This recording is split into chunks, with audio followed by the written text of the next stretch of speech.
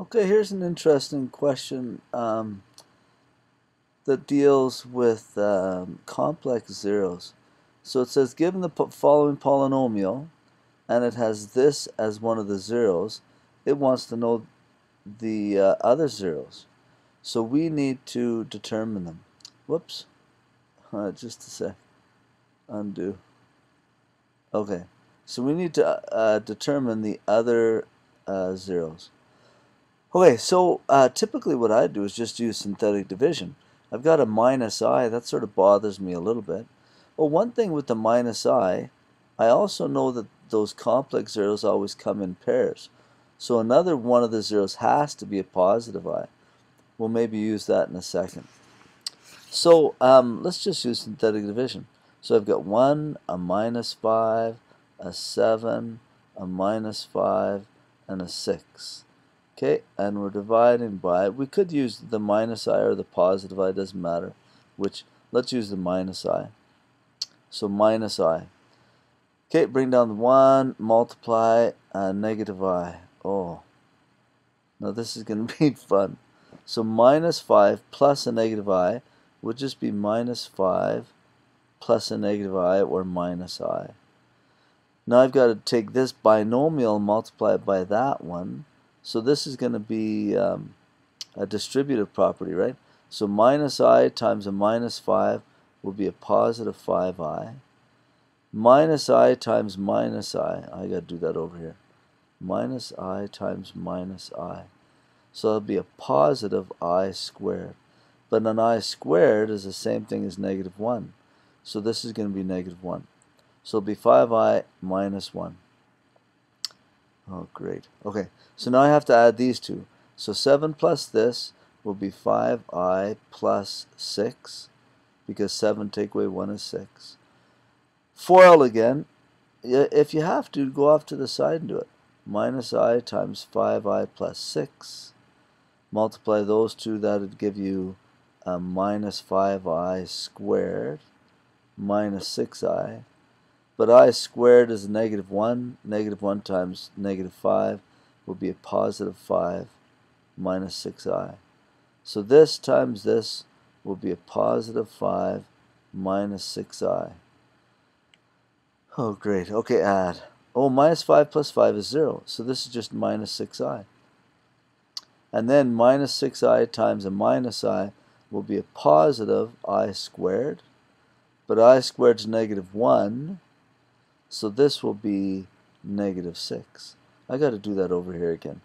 So what was it? Negative 6I times negative I. So it'll be a positive 6I squared. But I squared is negative 1.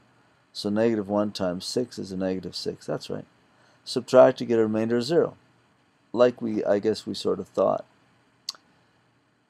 But it says to find all the other zeros. Oh, great.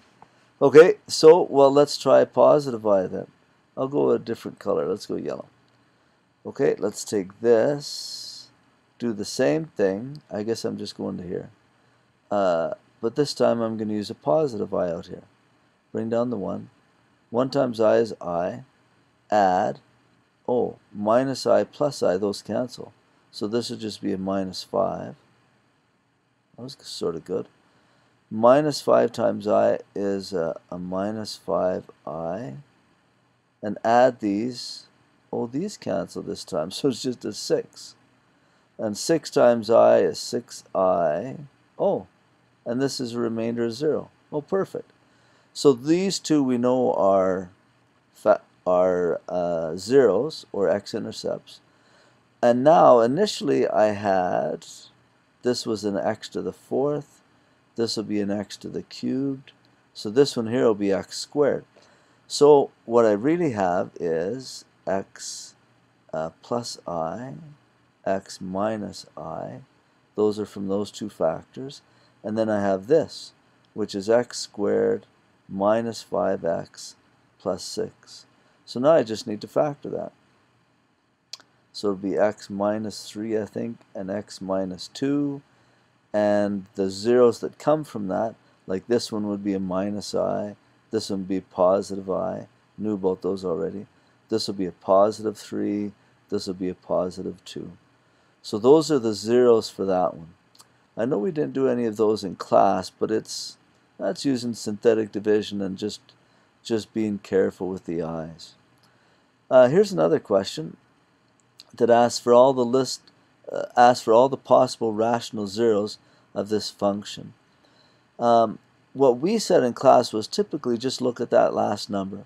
So we look at the last number and we'll try plus and minus 1, and we'll try plus and minus 2. Now, if there's a number out front of the highest degree, then to list the possible rational zeros, you divide these two here that we were thinking by all the possible factors of 15. So that would be plus and minus 1, plus and minus 3, plus and minus 5, plus and minus 15.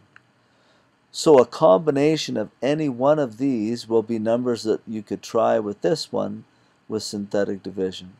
So it'd be like 1 over 1, that'd be plus and minus 1. 1 over 3, plus and minus a third. 1 over 5, plus and minus 1/5.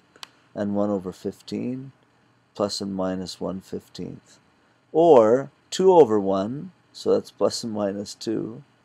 2 over 3, plus and minus 2/3, plus and minus 2/5, and plus and minus 2/15. So here are all the ones that you could try. They're the possible rational zeros for this function.